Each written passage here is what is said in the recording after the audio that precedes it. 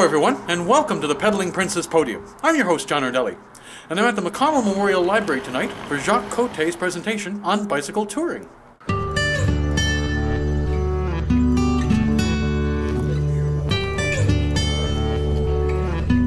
Jacques and Madeline did a tour in New Zealand, and they're going to talk about that, but they're going to talk about touring with your bike in general. I put out a handful of books, and some are travel guides, and some are the Atlantic provinces, and there's one New Zealand. But if you have any questions during that break, or you'd like a certain book, I'd be happy to help you, or someone at the desk would be happy to help.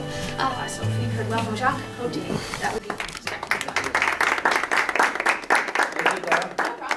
Bicycle touring. It's all about discovering areas and smelling what it's like over there, and also meet with the people. It's mostly to enjoy it. And type of bicycle tours, lightweight and supported touring. So for those people that have a credit card, they don't worry and they want to go and be pampered, yeah, go to these companies. They do a wonderful job to take care of you, take care of your bike, take care of everything that's special about the country you want to visit. And this is very well organized. You don't have to carry a thing. You just go in the morning with your credit card and a bit of food, a bit of water, and then let's go, because it's supported with a guide, supported with a truck, a vehicle. The cost of these tours, yeah, of course it's a little bit more expensive than if you go on your own or organize yours, but everything is organized. You only have to say, well, I want to go on this tour. You train, you prepare, and then, okay, how much? Sign the check, go to the credit card, and then you meet at the airport, or probably the whole thing is organized from your place, so you go and enjoy. Cost varies between $200 and $400 a day per person, so it could be expensive. It's sometimes very elaborate five-star hotels and side tours, and you leave with special jerseys, and they ask for, oh yeah, you're really pampered. And they will probably also provide you with bikes, and the high-end carbon bikes. It's everything. You've got also self-supported, fully loaded touring. That's what we usually do when we go, Madeline and I, on a tour. It's quite simple. You decide where to go, you prepare, and then let's go. How much it costs? Between $50 and $75 a day. So that's for a couple. Because if you rent a campground, you don't have to rent two sites for two people. You just rent one site. It could be not campground, but you will go at B&Bs, for example, or hotels, or couch surfing for cyclists. It's called a warm shower group. The people are cyclists that offer their house, or they host other cyclists, as long as the other cyclists are also members of that group, warm shower. And what you will provide them is a warm shower and a place to pitch your tent. Expedition touring, well, that's another one. We had last year on the warm shower group two people from France. They were ending a 2.5-year tour around the world. Today they are back to work. They were doing some consulting work, and she works from Edinburgh. They started a little company, and she's pregnant. Got the news yesterday. Beautiful. Day touring is very simple. You decide to go on a tour today with a group of friends, that's called day touring. Sometimes it could be an overnighter, or it could be more than 24 hours, so sub 48 hours, usually doing that in the weekends. You can do that on your own, you can do that with a group, but more or less it's very refreshing. You live on your own, you pedal, see the landscape, see the people, and everybody that sees you on the bike will have a question for you. As long as you look at these people and you don't go away like scared cyclists. Usually people are coming and do a nice smile, say hello. Oh, you're on my bike, eh? Where are you from? And the conversation starts. 3 need to know. You got to have a good bicycle. For supported tour, of course, you need a heavy built bike, much heavier built, as opposed to a carbon bike, which is made for racing. Need good wheels if it is supported like a load of stuff. This is just one of the small panniers. Some people sometimes carry much bigger panniers than that. Those would be in the front, 2 of them, and at the back there will be, again, more panniers depending on how long the trip they're going on, and also the season. season. Summertime, usually you don't need that much, but as soon as you get out of the season, the summer season, colder weather, you need more of that stuff.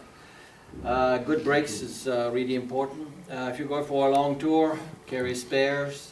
So that's all part of the stuff that you have to carry.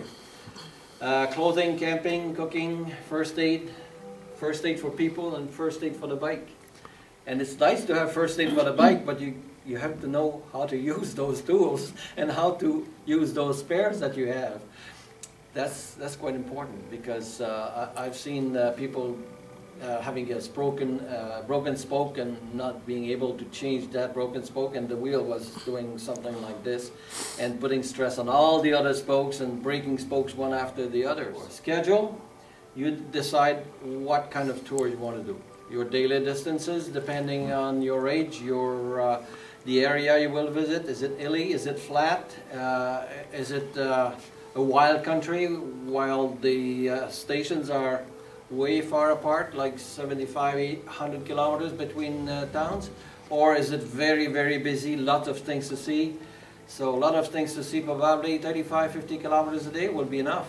Leaving early in the morning, and at the end of the day you've seen a lot, met a lot of people, and also you've done your cycling. Cycling usually on a tour is not the place where you will start to train.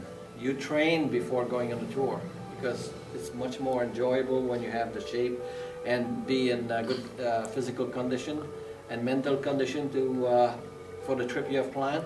Don't make reservation when you're cycling, the two of you. Don't make reservation, because campgrounds cannot refuse a cyclist that's coming at any time of the day. If they say they are full, they will probably put you in overflow, in the overflow. But if they say again they are full, where can I go? Can you make a phone call for me? Yeah, they will find you a place. Usually people are very nice with cyclists. Medical identification insurance, planning for local trips or overseas, always carry two sets. Always two sets of identification. You carry probably one on your belt, kind of safe, and probably one set some other places. If you go to a country and you have friends, give them a set, because on that set you will have copies of your passport, everything that you need to get out of there.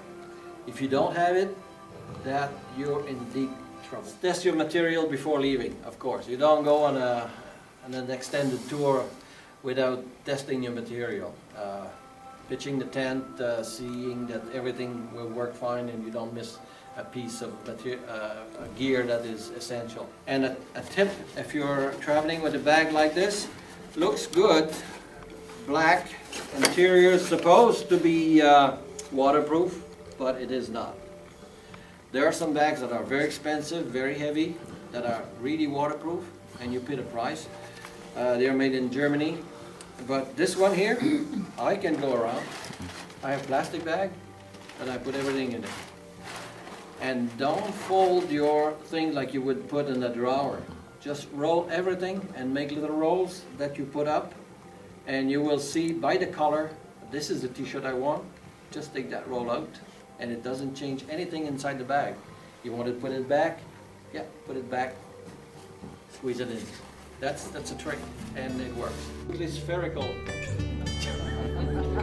After the presentation, Jacques and Madeline treated us to a slideshow on their recent trip to New Zealand.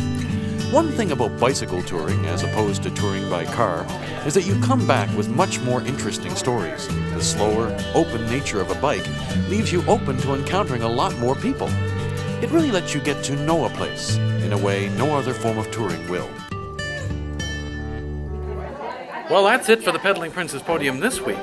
But be sure to tune in next week, because next week I'm going to get rid of this. Bye for now. Bon voyage, John.